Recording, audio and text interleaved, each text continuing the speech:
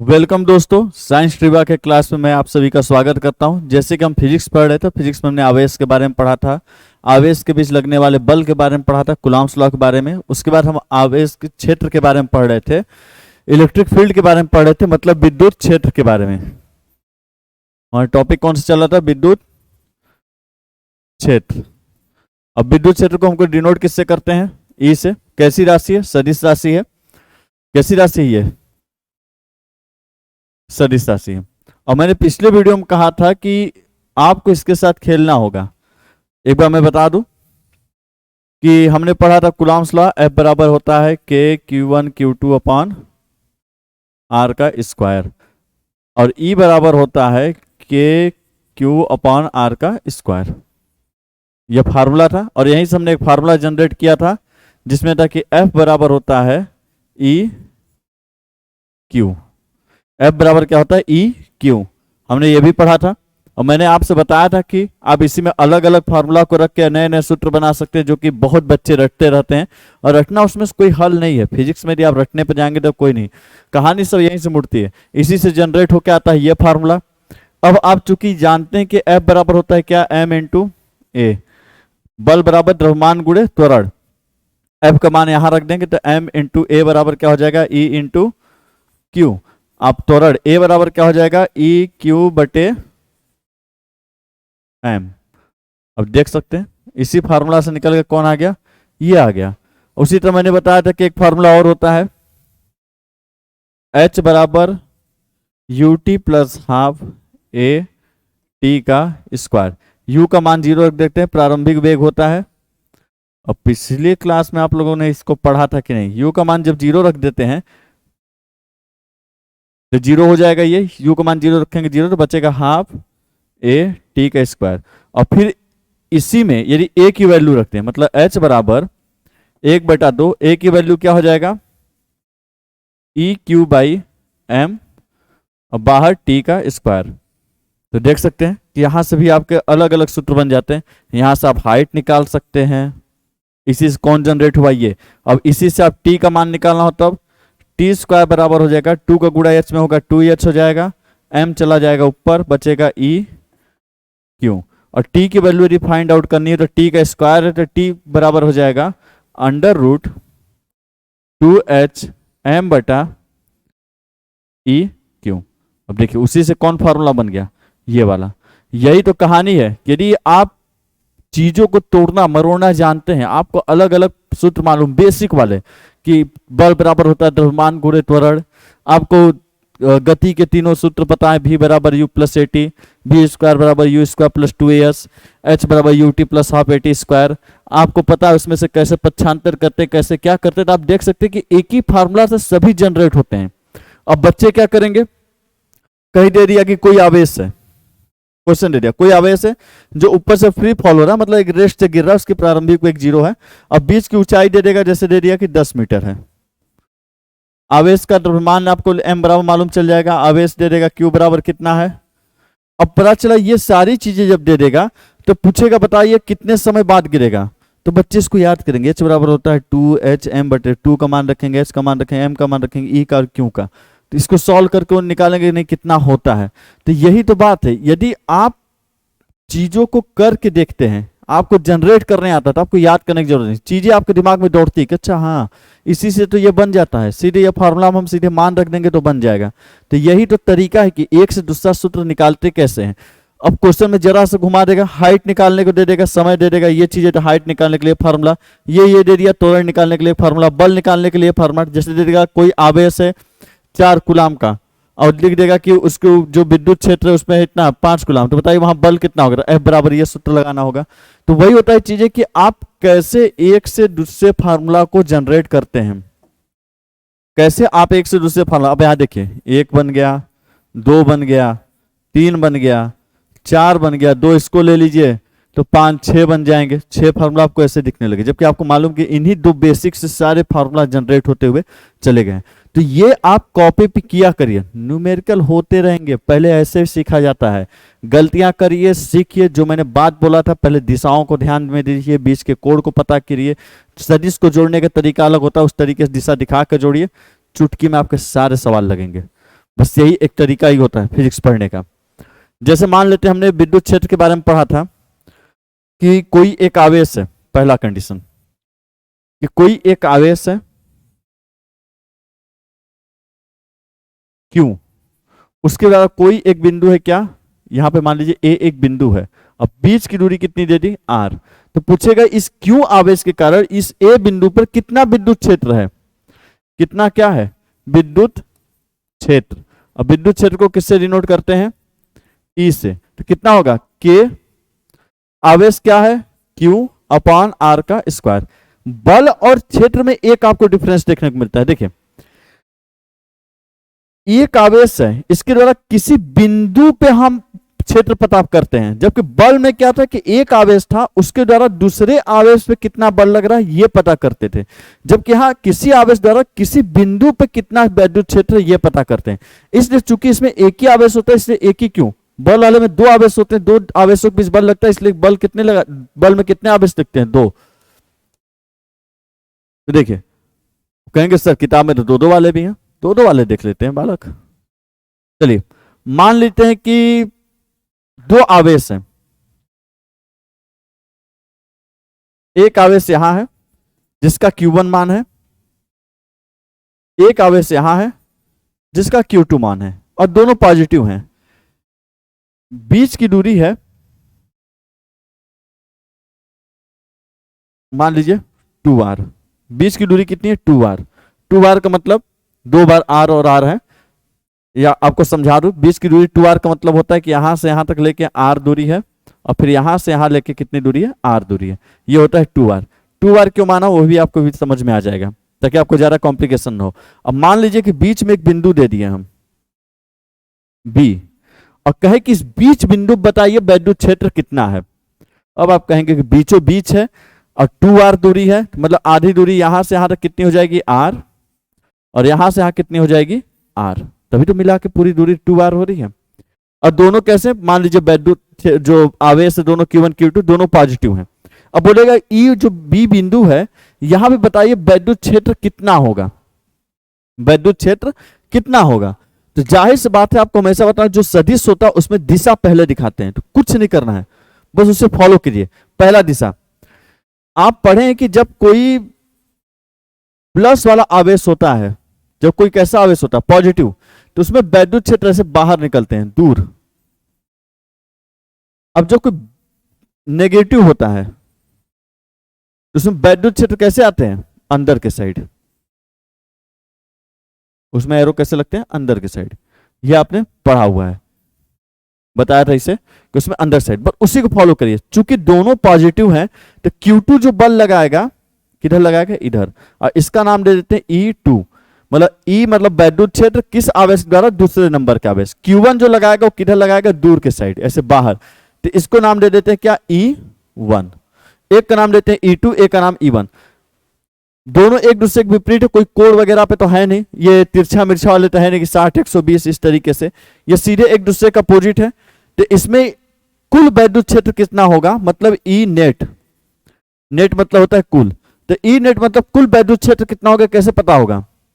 आप किसी भी एक साइड को पॉजिटिव या नेगेटिव मानते हैं, मैंने पहले ही बताया था, चाहे आप E1 को पॉजिटिव मानिए चाहे इधर वाले को पॉजिटिव मानिए, किसी एक साइड को, जैसे हमने E1 को पॉजिटिव माना तो E1 हो जाएगा पॉजिटिव माइनस E2, ये क्या हो जाएगा E1 माइनस E2, बस हो गया आपकी कहानी बन गई। कुल विद्युत क्षेत्र बी पॉइंट क्या होगा E1 माइनस E2, सर इतना ही हो जाएगा। अरे आगे भी लिख लो, E1 का आपको मालूम है K, चूंकि पहले आवेश द्वारा है तो Q1 बटे बीच की दूरी कितनी है यहां से लेके यहां तक R, तो R का स्क्वायर माइनस K दूसरे आवेश द्वारा कितना है Q2, बीच की दूरी कितनी है R, तो R का स्क्वायर। आगे भी हल करके खेलना है खेल लो, K कॉमन है K बाहर निकालिए, R स्क्वायर कॉमन है तो R स्क्वायर बाहर निकालिए, तो अंदर बचेगा क्या Q1 माइनस Q2।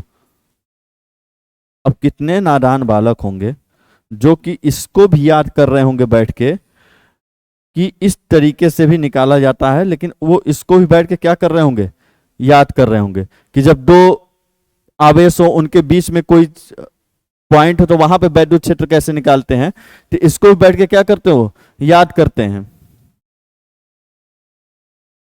आपको अभी सर बीच में है उठा के इधर रख दे तब रख दो, कोई दिक्कत की बात नहीं है, यही तो खेल है इसका, मान लो तीसरा कंडीशन भी ले लेते हैं, चलो फिर से। एक है यहां पे Q1, एक यहां पे है Q2, बीच की दूरी R मान लेते हैं, जो आपको मानना हो मान लो, कोई इसमें कोई दिक्कत नहीं। और Q2 से कितनी दूरी ले लें? R दूरी और ले लें, चलो ठीक है।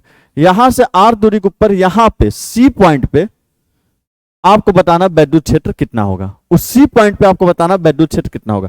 यहां से यहां दूरी R है और यहां से यहां भी दूरी कितनी है? R है। और C बिंदु पे आपको बताना वैद्युत क्षेत्र कितना होगा। मान लिया कि दोनों धनात्मक हैं, दोनों कैसे? पॉजिटिव हैं। ये भी पॉजिटिव, ये भी पॉजिटिव मान के चलिए। जब नेगेटिव होंगे तो हम दिशा देख लेंगे, पहले पॉजिटिव कंडीशन मान के चलते हैं। चलिए इसी में हम आपको नेगेटिव भी बना के दे देंगे, माइनस वाला भी बना देंगे, एक को माइनस एक को प्लस। तो चलिए पहले पॉजिटिव बना के देखते हैं इसमें कैसे होगा। पहला काम हमारा क्या है? दिशा दिखाना। तो देखिए चूंकि दोनों धनात्मक हैं तो Q2 भी जो लगाएगा किधर के साइड? ये रंग आपको नहीं दिख रहा होगा। Q2 भी किधर लगाएगा?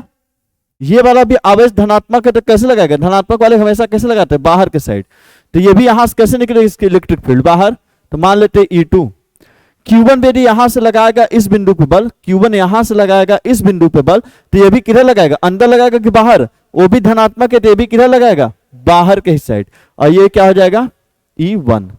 अब हमको लगाना है C बिंदु के ऊपर कुल वैद्युत बल कितना है। तो E नेट। यहां भी कुछ तिरछा मिर्छा कोण तो बना नहीं है, चाहे किसी को पॉजिटिव नेगेटिव मानिए। यदि हम इस दिशा को प्लस मानते हैं तो E1 भी प्लस की दिशा में, E2 भी प्लस की दिशा में, E1 प्लस E2। तो E नेट बराबर कितना हो जाएगा? 2। E1 की वैल्यू रख दीजिए। देखिए अब यहां से देखिए, यहां और यहां E1 किसका है? Q1 का है। तो हमको जो दूरी लेना होगा यहां से लेके यहां के बीच लेना होगा। E1 किसका है? Q1 का है। तो देखिए K Q1 अपान यहां से यहां बीच की दूरी कितनी है? R plus R 2R, 2R का स्क्वायर। यही सब बस ध्यान रखने की बात है। फिर K Q2। अब E2 के लिए यहां से यहां की दूरी लेनी होगी क्योंकि इस बिंदु और Q2 के बीच की। तो यहां कितना हो जाएगा? R का स्क्वायर। E नेट बराबर कितना हो जाएगा? K Q1 अपान 4R का स्क्वायर प्लस K Q2 अपान R का स्क्वायर। इसे मान दिया रहता था, मान लिख के आप जोड़ लेते हैं। और खेल खेलना खेलिए, QR कॉमन कर लीजिए, Q1 बटे 4 प्लस Q2 बच गया, हो गया।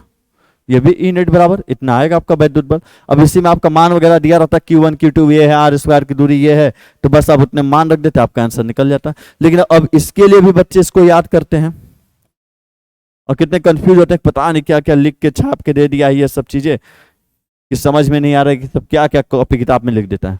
कुछ नहीं लिखता, वो खेला रहता है, वो सोचता है कि आप भी ऐसे समझेंगे, पर आप ऐसे कहां समझते हैं। आप तो ABCD देख के रखते हैं भागने।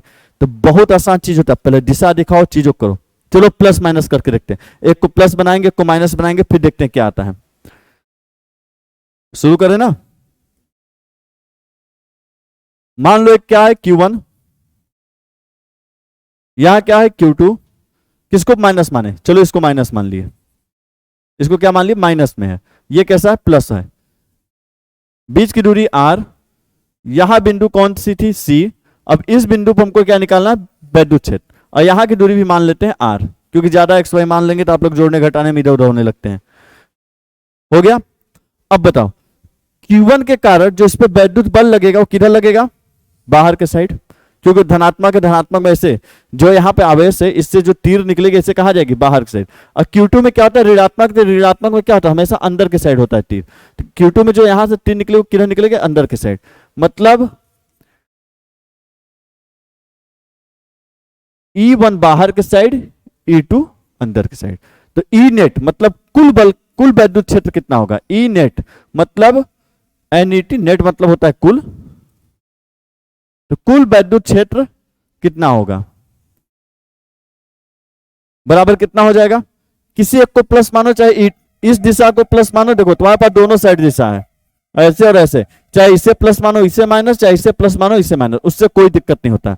अंतिम में जो चिन्ह आता है वो चिन्ह ये बताता है किस दिशा में लग रहा है। यदि देखिए टोटल कैलकुलेशन करने के बाद आंसर आपका माइनस में है, मतलब वैद्युत बल इस दिशा में लग रहा है, जो वैद्युत क्षेत्र किधर टोटल मिला के इधर। अब मान लीजिए यदि प्लस में आंसर तो आपका वैद्युत क्षेत्र किधर लग रहा है, इधर। वो आपके ऊपर मानने को आप किधर प्लस मानते हैं किधर माइनस मानते हैं। जो लास्ट में आंसर में माइनस प्लस आता है वो आपको वैद्युत क्षेत्र को इंगित करता है किस दिशा में लग रहा है। तो देखिए E2 यदि इधर प्लस माने E2, उधर वाला क्या हो जाएगा माइनस E1। फिर ई नेट बराबर E2 का मान रखते हैं, तो यहां से यहां के बीच की दूरी R, तो K Q2 अपान R का स्क्वायर माइनस, अब यहां से यहां की दूरी क्या है R का स्क्वायर, तो K Q1 अपान 2R का स्क्वायर। देखो यहां से R यहां से R, तो मिलकर कितना हो गया 2R, तो K हो जाएगा Q2 अपान R का स्क्वायर माइनस K हो जाएगा Q1 अपान 4R का स्क्वायर। K बटे R का स्क्वायर कॉमन ले लिए, बचा Q2 माइनस Q1 बाई 4। ये हो गया क्या ई नेट, जब किस में रखते हैं माइनस और प्लस में। उम्मीद करते हैं कि आप चीजों को समझ रहे होंगे कि किस तरीके से फिजिक्स में चीजों के साथ खेला जाता है। जब प्लस प्लस थे दोनों तब उस पॉइंट पे क्या आते थे, देखो बीच में प्लस आया है, और जब माइनस माइनस बच्चे याद करते हैं कि प्लस प्लस रहेगा तो बीच में प्लस आएगा, Q2 इधर Q1 इधर, और प्लस माइनस रहेगा तो बीच में माइनस आएगा, Q2 इधर Q1। वो तो आपके मानने के ऊपर है कि Q1 उधर रहेगा Q2 उधर, वो तो कहानी आपके ऊपर है। और बच्चे इसको क्या करते हैं याद करते हैं, तो ये चीज मत किया करिए, इसमें याद करने का सिस्टम ही नहीं है, आप गलत रास्ते में जा रहे हैं। फिर आप पहले खेलिए, बोला ना एक चैप्टर में खेल लो, उसके बाद तो बाकी चैप्टर के साथ खेल जाओगे। फिर एक चैप्टर के साथ खेल लो, बाकी के साथ खेल जाओगे। तो ये हो गया Q1 Q2, जिसमें से एक इधर लग रहा है इधर, सर इधर रख दे तब, अरे भाई जब इसको उठा के इधर रखोगे तो वैसे ही लगेगा। अब इधर रख के तुम लोग करके देखना, समझे ना। और कंडीशन रखवाते हैं, चलो और लो तीसरा क्या, हम मेरे ख्याल से चौथा कंडीशन होगा, चौथा कंडीशन लो। अब एक वैद्युत क्षेत्र है, मान लो एक आवेश है, मान लो यहां जिसपे आवेश है Q1, एक वैद्युत आवेश है कहां यहां जिसपे आवेश है Q2, एक आवेश कहां सॉरी Q2, दोनों के बीच की दूरी क्या है मान लो A है। अब मान लो यदि कोई बोले कि ये Q1 Q2 दोनों धनात्मक है, ठीक है धनात्मक है। अब बोलो बताओ इस बिंदु पे ये एक बिंदु है, कौन सा B, यहां कोई आवेश नहीं, बिंदु है। हर जगह देखो जहां पूछा वहां क्या है बिंदु, वैद्युत क्षेत्र में बिंदु मिलता है, आपको आवेश नहीं मिलते। तो देखिए यहां पे आवेश है Q1 Q2 बीच की दूरी है। कोई पूछे इस बिंदु पे जिसकी दूरी यहां से कितनी है A और यहां से भी कितनी है A, इस बिंदु पे बताओ वैद्युत क्षेत्र क्या होगा। मतलब क्वेश्चन कई तरीके से बनते हैं कि B बिंदु पे वैद्युत क्षेत्र बताओ, एक ये बन जाएगा, उसी में आपसे बन जाएगा यहां पे भी रख के कि C बिंदु पे वैद्युत क्षेत्र बताओ। यहां भी पूछ सकता है कि मान लो यहां से यहां की दूरी भी A हो, तो बताओ यहां D बिंदु पे क्या वैद्युत क्षेत्र होगा। B पे पूछ सकता है, C पे, D पे, ऐसे अलग अलग आपसे पूछ देता है। तो पहले बारी बारी से एक एक को निकालेंगे, पहले एक बिंदु पे देखते हैं और कोशिश करिए कि आप करिए ताकि आपको जहां कंफ्यूजन उसे आप पूछ सके, क्योंकि देखिए जब तक आप पूछेंगे नहीं तब तक चीजें सही से होंगी नहीं।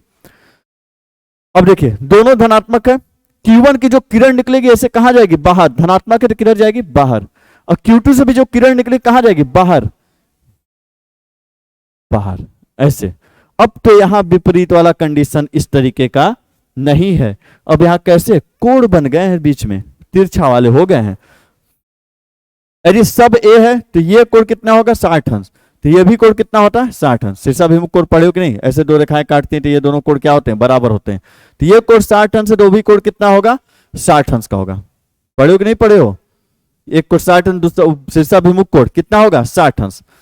Q1 के द्वारा जो गया है इसको बोल देते हैं क्या E1, Q2 द्वारा जो गया है इसको क्या बोल देंगे E2, ठीक है। Q1 बराबर Q1 के द्वारा जो गया है E1, Q2 बराबर, तो E नेट बराबर क्या हो जाएगा, आपको बताए थे पहले दिशा दिखाओ बीच का कोण दिखाओ, और ये ऐसे विपरीत नहीं है तो फिर एक ही सूत्र लगता है ए का स्क्वायर प्लस बी का square plus 2ab cos theta. Sir आप बोले थे को आसान वाला भी बताएंगे, पहले इसको समझो बालक, फिर तो आसान चीजें नहीं होती, करते करते हो जाएंगे। हो जाएगा E1 का स्क्वायर E2 का square plus 2E1 E2 cos कितना 60 अंश, कितना हो जाएगा कॉस 60 अंश। इस तरीके से रखोगे, मान रखोगे, सॉल्व कर लोगे। अब जैसे इसमें ई नेट निकालना हो,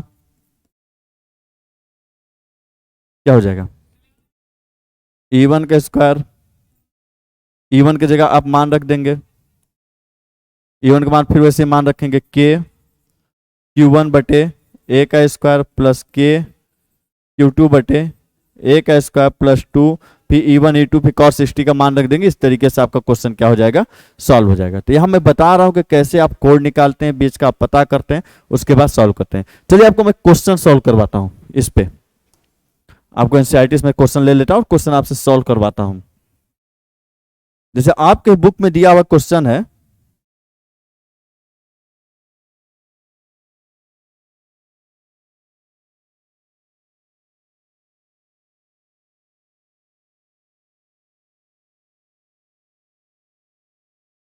चलिए आपके बुक से एक क्वेश्चन सॉल्व कराता हूं ताकि आपको समझ सके कि जो बुक में कॉम्प्लिकेटेड चीजें लिखी रहती हैं वो कैसे हैं। पहले मैं क्वेश्चन लिख देता हूं।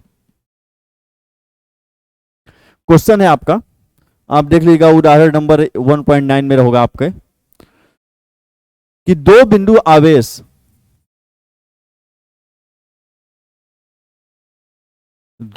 आवेश हैं, कौन कौन से हैं, दो बिंदु आवेश, ज्यादा ऊपर ली,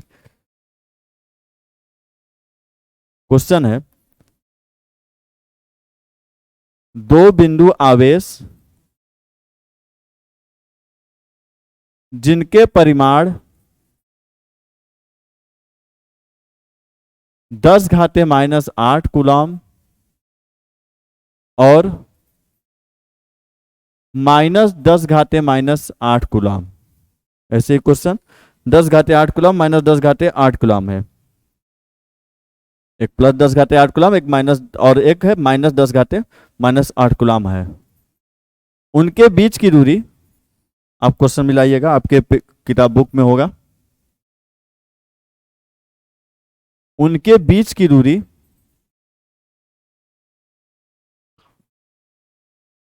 0.1 मीटर है। कितना है 0.1 मीटर है। लिखा है ये कि चित्र में बिंदु ए बी सी पर विद्युत क्षेत्र पता कीजिए। इस तरह का क्वेश्चन है, थोड़ा अलग मैंने लिख दिया है जल्दी में। तो आप देखिएगा इस तरीके से क्वेश्चन है होगा, जिसमें परिमाण दिया हुआ है, एक का 10⁻⁻⁷, एक का 10⁻⁻⁸ कूलम, और उनके बीच की दूरी 0.1 मीटर है। आपको नीचे एक चित्र देगा जिसमें ऐसे दिया होगा, एक आवेश यहां, एक आवेश यहां, ठीक है। ऐसे आपके बुक में देखिएगा कि आपके बुक में चित्र दिया होगा कि दो आवेश होंगे, जिसमें Q1 Q2 होगा, दो आवेश। तो एक का देखिए, उसमें बुक में Q1 Q2 लिखा, हमें आवेश का मान पता है, जैसे इसको लिख दिया कि इस आवेश का मान है 10⁻⁻⁸ कूलम, और इस आवेश का मान है -10⁻⁻⁸ कूलम। माइनस बताता है कि यह आवेश ऋणात्मक है, और प्लस 10⁻⁸ कूलम बताता है यह आवेश कैसा है, धनात्मक है।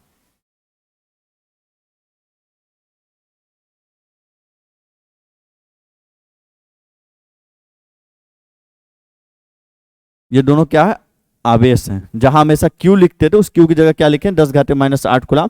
यहां क्या है माइनस, तो बड़ा लिख देता हूं, -10⁻⁸ कूलम कूलम। और उसमें आपको दो तीन बिंदु बना दिए हैं, जिसमें आपको बिंदु ए बी और सी बनाया है। एक बिंदु आपको बीच में बनाया हुआ है, यहां पे ए बाहर बनाया हुआ है, बी यहां ऊपर बनाया हुआ है, सी। तीन बिंदु बनाए हुए हैं ए बी सी। और देख लेते हैं क्या दिया हुआ आपसे। और आपको दिया हुआ है कि यहां से लेके यहां की दूरी है 0.5, और किताब में दिया हुआ पहले से ही कि यहां से लेके टोटल यहां की दूरी है कितना, 0.1 मीटर, और यहां से लेके यहां की दूरी कितना है, 0.1 मीटर, और यहां से लेके यहां की भी दूरी कितनी है, 0.1 मीटर। ये सारी चीजें दिया है। अब बोला बिंदु ए बी सी तीनों पे वैद्युत क्षेत्र बताओ। आप देखिएगा बुक में बिल्कुल वही चीज है, लेकिन अब कैसे वो चीजें आपको समझ में आएंगी, ये जो मेहनत थी आपको कैसे रंग लाएगी, बस उस चीज पे अब ध्यान देना है। तो देखिए पहले एक पे निकालते हैं जिस पे आपको इच्छा हो, पहले सी पे निकाले, ए पे निकाले, चलो ए से शुरू करते हैं। देखो ये आवेश कौन सा है, पॉजिटिव वाला। पॉजिटिव से जब वैद्युत रेखाएं निकलेंगे ऐसे, तो ऐसे निकल के किधर जाएंगे, बाहर, इधर। इसके द्वारा किधर जाएंगे, इधर बाहर। मान लो इसको हम लिख दिए E1 लिख दिए। याद रखना E1 किसका है, इसका है। मान लो यहां पर 1 लिख दे रहे हैं, यहां पे 2 लिख दे रहे हैं, ताकि आपको पता रहे E1 किसका है, इसका है। और इससे जो रेखाएं जाएंगे वो किधर जाएंगे, सॉरी देखिए अब माइनस है, माइनस में क्या होता है, माइनस में हमेशा आपको बताएं कि रेखाएं कहां जाती हैं, अंदर की ओर। माइनस में कहां आती हैं, अंदर की ओर, और पॉजिटिव में किधर जाती हैं, बाहर की ओर। तो इस चित्र में भी ये धनात्मक है, धनात्मक से रेखाएं बाहर जाएंगी, लेकिन ऋणात्मक ऋणात्मक में कहां जाएंगे, अंदर। तो इसमें E2 की भी दिशा किधर होगी, अंदर की ओर। मतलब कंडीशन ये हो गया कि E1 की भी दिशा इधर, E2 की भी दिशा इधर, क्योंकि माइनस है तो माइनस जो दूसरा वाला माइनस है, तो दूसरे वाले माइनस की वजह से जो वैद्युत क्षेत्र लगेगा वो किधर लगेगा, अंदर की ओर। और जो पहला वाला भी है प्लस, तो पहले वाले के द्वारा वैद्युत क्षेत्र किधर लगेगा, बाहर की ओर। तो दोनों की दिशा किधर, एक साइड। अब ए पे आपको कुल वैद्युत क्षेत्र बताना है, तो हम E A लिख देते हैं ताकि मालूम रहे कि जो वैद्युत क्षेत्र किस बिंदु पता कर रहे हैं, ए बिंदु पे। तो बीच में तिरछा मिर्छा वाला कोण बना नहीं है, सीधा सीधा है। तो क्या कर देंगे, E1 plus E2, E2 plus E1 भी कर सकते हो, आपके ऊपर इच्छा है। तो देखो E1 प्लस E2। अब सबसे मुद्दे की बात यह है कि यहां से लेके यहां 0.1 मीटर, लेकिन यहां से लेके यहां की आपको दूरी चाहिए, क्योंकि इस आवेश के द्वारा इस बिंदु पर आप वैद्युत क्षेत्र निकालोगे, तो यहां से लेके यहां की दूरी चाहिए। तो यहां से लेके यहां की दूरी जो आपको चाहिए, ये दूरी आपको पता करनी। और जो इसके कारण आप यहां वैद्युत क्षेत्र निकालोगे, तो यहां से लेके यहां की दूरी, चूंकि ये बीचों बीच है, तो 0.1 मीटर का आधा करोगे तो कितना हो जाएगा, 0.05 मीटर। तो मतलब यहां से लेके यहां की दूरी कितनी है, 0.05 मीटर, और यहां से लेके यहां की दूरी कितनी है, 0.05 मीटर। तो जब 0.1 मीटर का आधा करोगे तो एक साइड आ जाएगा 0.05, दूसरी साइड आ जाएगा 0.05। आप किताब में देखिएगा, चित्र आपको बहुत ही अच्छे तरीके से मिल जाएगा, फिर आप समझेंगे। अब ए बिंदु पर जब पता कर रहे हैं तो E नेट बराबर हो जाएगा E1 प्लस E2। E1 मतलब 1 मतलब कौन, पहला वाले आवेश के द्वारा वैद्युत बल निकालना है। तो क्या होता है फॉर्मूला, K Q1 अपान R का स्क्वायर। E2 बराबर क्या हो जाएगा, K Q2 अपान R का स्क्वायर। चलो देखो K का मान आपको पता है 9 गुणे 10 के घाते 9, ठीक है सर रख दिए, इंटू Q1 का मान क्या हो जाएगा, 10 के घाते -8, ठीक है। बीच की दूरी कितनी है, 0.05 का स्क्वायर, धन। फिर K का मान कितना, 9 गुणे 10 के घाते 9 गुणे Q2 की मान कितना है, Q2 का मान कितना, 10 के घाते -8। वो माइनस बस सिंबल, उस माइनस को यहां नहीं रखते हैं, क्योंकि माइनस क्या होती है, आवेश हमेशा अदिश राशि है, इसलिए उसमें माइनस प्लस नहीं काम करता है। वो ये बताने के लिए कि ऋणात्मक उसकी दिशा किधर होगी। और इसकी बीच की दूरी कितनी, 0.05 का स्क्वायर हो गया। अब देखो सॉल्व करो इसको, 9 गुणे 10 के घाते 9 और 10 के घाते -8। देखो दोनों में सब सेम सेम है, एक जैसे हैं, दोनों क्या है, एक जैसे हैं। यदि सॉल्व करोगे तो आपका आ जाएगा 9 गुणे 10 के घाते 9, देखो 10 के घाते 9 यहां है, 10 के घाते -8 यहां है, तो -8 और 10 के घाते 9 में जब होगा तो हो जाएगा 9 गुणे 10 के घाते, देखो इस चीज को जानते हो नहीं, जब 10 के घाते 9 गुणे 10 के घाते -8 है तो 9 में से 8 जाएगा, कितना बचेगा 1, तो 10 के घाते कितना बचेगा 1, और 10 के घाते 1 नहीं लिखते, सीधे क्या लिखते हैं 10। घात पे यदि 1 हो तो उसको नहीं लिखा जाता है। तो कितना होगा 9 गुणे 10 बटे 0.05 के स्क्वायर कितना हो जाएगा 5 बचे कितना होता है 25, 25 जाएगा, 4 स्थान पे दशमलव लगाना है, 2 शून्य बढ़ जाएगा और यहाँ क्या आ जाएगा दशमलव, मतलब 0.0025 धन। यहां भी वही क्रिया होगी, 9 गुणे कितना हो जाएगा 10 के घाते 1 बटे 0.00 और कितना 25। समझे कि नहीं समझे पहले इस बात को बताओ। अब नीचे से दशमलव हटाना है तो 4 स्थान पे दशमलव है तो ऊपर कितने स्थान पे दशमलव लग जाएगा 4 स्थान पे। देखो 9 गुणे नीचे ऊपर कितना हो जाएगा गुणे 10 के घाते 4, मतलब 4 स्थान पे दशमलव, नीचे क्या हो जाएगा 25 धन 9 गुणे 10 के घाते 4 बटे कितना हो जाएगा 25। 10 के घाते 4 का मतलब है कितना हो गया 10 के घाते 4, समझे कहां से आया, समझो बाल को 10 के घाते 4 कहां से आया। देखो 0.0025 था तो 0.0025 है, तो यहां से यदि हमको दशमलव हटाना है, यहां से हमको इस दशमलव को हटाना, तो ऊपर कहते हैं ना ऊपर 1 2 3 4 जितने स्थान पे दशमलव उतना क्या लगा देते हैं 0 लगा देते हैं, तो तब यहां से नीचे से आपका दशमलव वाली संख्या क्या होगी इतनी हट जाएगी, तब इसको इस तरीके से लिख सकते हैं। और 10 के घाते जो 10 के बाद 4 0, इसी को क्या लिख सकते हैं 10 के घाते 4, तो इसी चीज को वहां पे लिखा गया है।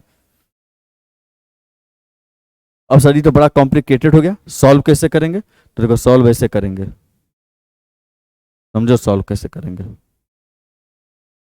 देखो फिर ये क्या हो जाएगा 9 है 25 है, तो देखो 9 गुणे 10, यहां से एक और ले लो 100 गुणे 10 के घाते 3 बटे 25 धन 9 गुणे 100 गुणे 10 के घाते 3 बटे 25, 25 चौका 100, 25 चौका 100, 4 9 36, 36 गुणे 10 के घाते 3 धन 36 गुणे 10 के घाते 3, दोनों को जोड़ोगे कितना हो जाएगा, दोनों को इन दोनों को प्लस करो कितना हो जाएगा 6 6 12 का 2, हासिल लगा 1 3 3 6 1 7 गुणे 10 के घाते 3। ये आपका आ जाता है क्या वैद्युत क्षेत्र। वैद्युत क्षेत्र का मात्रा न्यूटन कूलाम, वैद्युत क्षेत्र का मात्रा क्या होता है न्यूटन कूलाम। तो इस तरीके से आप कैलकुलेट करते हैं और उसका आंसर पता करते हैं।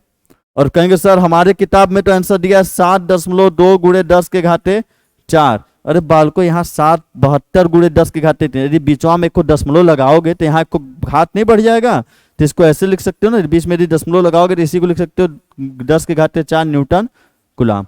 मतलब पूरी कहानी ये है यदि आपको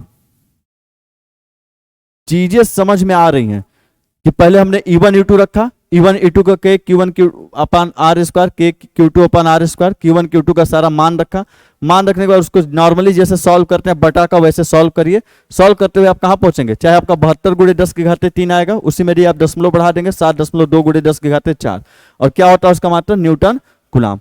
तो ये तरीका होता है चीजों को सॉल्व करने का। तो ये कहां का मान आया है ए बिंदु पर, लेकिन अभी आपके सवाल में बी बिंदु पता करना है सी बिंदु पर। चलिए बी बिंदु हम आपके लिए छोड़ेंगे पता करने के लिए, पता करना है फिर कल बताएंगे। सी बिंदु वाला हम आज आपको बताएंगे। तो एक बार ड्रॉ कर लेते हैं, चित्र क्या था,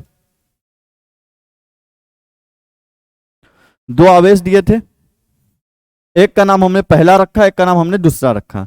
एक का था 10 घाते -8 प्लस में, दूसरा था माइनस में 10 के घाते -8, ये था। ऊपर एक सी बिंदु थी, यहां पता करना था। यहां से यहां की दूरी थी 0.1 मीटर,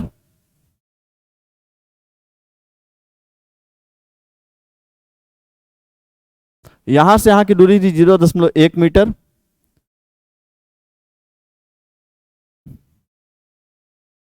और यहां से यहां की भी दूरी कितनी है 0.1 मीटर, ये थी। और दोनों की वजह से हमें वहां पे क्या पता करना है वैद्युत क्षेत्र। तो पहले दिशा दिखाओ, कुछ मत करो, पहले क्या दिखाना है, दिशा दिखाओ, और कुछ नहीं करना है, सिर्फ क्या दिखाना है, दिशा। तो देखो ये प्लस वाला है तो प्लस वाला दिशा किधर लगाएगा, इधर। ये माइनस वाला का तीर किधर आएगा, ऐसे। ये क्या हो गया, दोनों दिशा। तो इसको हम क्या नाम दे देते हैं, E2, इसका क्या नाम दे देते हैं, E1। अब बताओ दोनों के बीच कोण कितना बना है, चूंकि यहां से यहां भी कितना रहा, 0.1, तो ये एक तरह क्या हो गया, समबाहु त्रिभुज, और समबाहु त्रिभुज में आंतरिक कोण सब कितने होते हैं, 60 अंश। तो जब ये 60 होगा तो ये कितना हो जाएगा, 120। कैसे होगा 120, ये जो सीधी रेखा में पूरा कोण कितने का बनता है, 180 का। तो इसमें से ऐसे जब इतना वाला 60 है तो कितना बचा, 120 है ना बचा, तो कितना हो जाएगा, 120 का। समझे, वहां पे कितना है, 120। अब वो समझ गए, दिशा दिखा दिया, कोण भी पता चल गया। अब अगला स्टेप जो है निकालने का, ई नेट, नेट किस पॉइंट पे, सी, ई सी मतलब सी पॉइंट पे हम निकाल रहे हैं। तो अंडर रूट क्या हो जाएगा,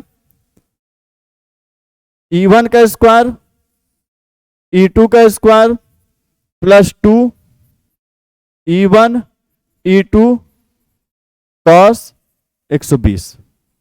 अब यहां देखो होशियारी वाली बात है, जो बच्चा पहली बार में होशियारी लड़ाया होगा वो जान गया होगा कि गुरुदेव जब यहां हमने E1 का मान रखा, ये किसका मान रखा था, E1 का, और ये किसका मान है, E2 का, दोनों में कोई अंतर है।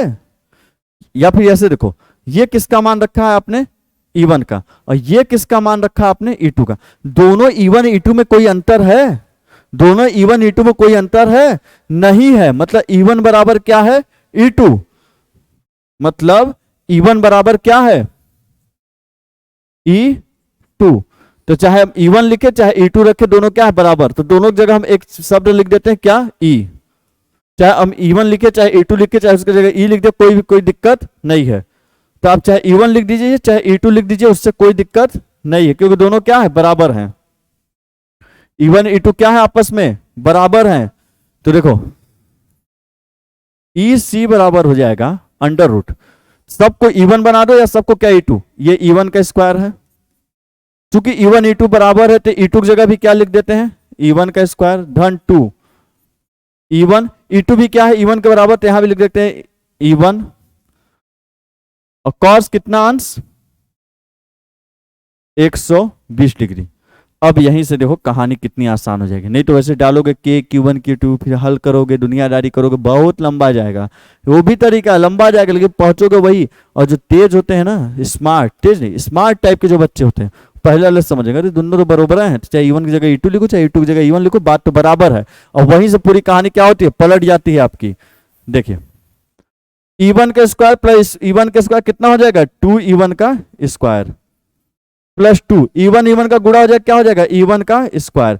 cos 120 का मान कितना था, -1/2। टेक्नोमेट्री वाला याद किए कि नहीं, लिख के चिपकाए कि नहीं, देखो उसमें तो जाएगा 2 E1 का स्क्वायर, 2 से 2 कट जाएगा, माइनस गुणा होगा -E1 का स्क्वायर। 2 E1 का स्क्वायर, यहां 1 E1 का स्क्वायर घटेगा तो कितना बचेगा, अंडर रूट E1 का स्क्वायर।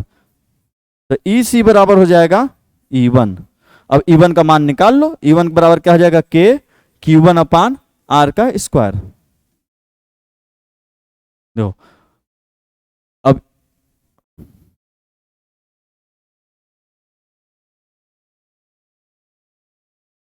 कितना आ गया, E1 आ गया। तो EC बराबर हो जाएगा, E1 का मान कितना होगा, K Q1 अपान R का स्क्वायर। K का मान कितना, 9 गुणे 10 के घाते 9 गुणे E1 का मान कितना है, 10 के घाते -8। R का मान कितना है, 0.1, 0.1 का क्या स्क्वायर। देखो R का मान कहां, यहां से यहां 0.1, इसको मत समझो, यहां से लेके इस बिंदु पे निकाल लेते हैं, यहां से लेके यहां का मान है 0.1 का स्क्वायर। तो EC बराबर हो जाएगा, फिर 10 घाते 9, 10 घाते -8 है, तो 9 गुणे कितना हो जाएगा, 10 बटे 0.1 का स्क्वायर करोगे तो 1, 2 स्थान पे 0 लगाना तो कितना हो जाएगा, 0.01। फिर दशमलव हटाना है तो ऊपर कितना आ जाएगा, 9 गुणे 10 गुणे 2 स्थान पे दशमलव तो ऊपर कितना बढ़ जाएगा, 2 शून्य 100। तो इसको लिख सकते हो 9 गुणे 10 के घाते 3। ये आपका क्या हो जाएगा, आंसर। इतना न्यूटन कूलाम मात्रक हमेशा लिखा करो। ये किसकी वैल्यू हो जाएगी? ई सी की। तो इस तरीके से क्वेश्चन को सॉल्व करते हैं। तो इस तरीके से आपको किसी भी क्वेश्चन सॉल्व करने के, मैं बोला ना, प्रोसीजर पकड़ो, देखो मत मेथड, फार्मूला वही, सब वही रहेंगे, कहानी वही, जहां डाउट होगा मैं उससे और आसान बनाऊंगा। पहले प्रोसीजर पकड़ो, गलती कहां हो रही है खुद से करो। हो सकता है पहले लाइन में गलत हो जाएगा, एकदम धारासाव हो जाएगा पहले लाइन में, कोई दिक्कत नहीं है। चीजों को सीखो, यदि ये चीज एक बार सीखे ना, पूरी पूरी फिजिक्स की किताब पलट के रख दोगे, एक जगह कुछ याद नहीं करना पड़ेगा। और इसको यदि नहीं सीखे ना तो पूरा का पूरा किताब रटते रह जाओगे, कुछ आने वाला नहीं है। रट रट के रह जाओगे डेरिवेशन, और शुरू में जो आपको फार्मूले बताए ना, ये अभी कितने होंगे ना जो इसको भी लिख के याद कर रहे होंगे। अरे महामूर्खों, इसको नहीं याद करते हैं, ये बता रहा हूं कैसे डेरिवेट होते हैं। जरूरत पड़ेगी इसकी, लेकिन हम लोग निकाल लेंगे उसको डेरिवेशन द्वारा। बस तरीका सीखो कि इन सभी चीजों को कैसे सॉल्व किया जा रहा था, ये कैसे चीजें सॉल्व हो रही है, कैसे ये चीजें बन रही हैं, इन चीजों के बारे में आपको सीखना है। समझ गए? अब मैंने बोला था ना एक बी पॉइंट है, ये बी पॉइंट वाला आपको पता करना है। और किताब में आपको देखो नेक्स्ट चित्र मिलेगा, इस बी पॉइंट वाला आपको पता करना, और आप पता करके बताओगे इस बी पॉइंट पे कितना आंसर आप लिखोगे कमेंट में। अभी कभी सॉल्व करो, आंसर जो आए गलत से कमेंट में लिखो, जहां नहीं समझ में आ रहा वो भी लिखो, और फिर अभी आपको और सॉल्व क्वेश्चन सॉल्व करवाऊंगा। समझे कि नहीं? तो एक बार इसको लगा लो।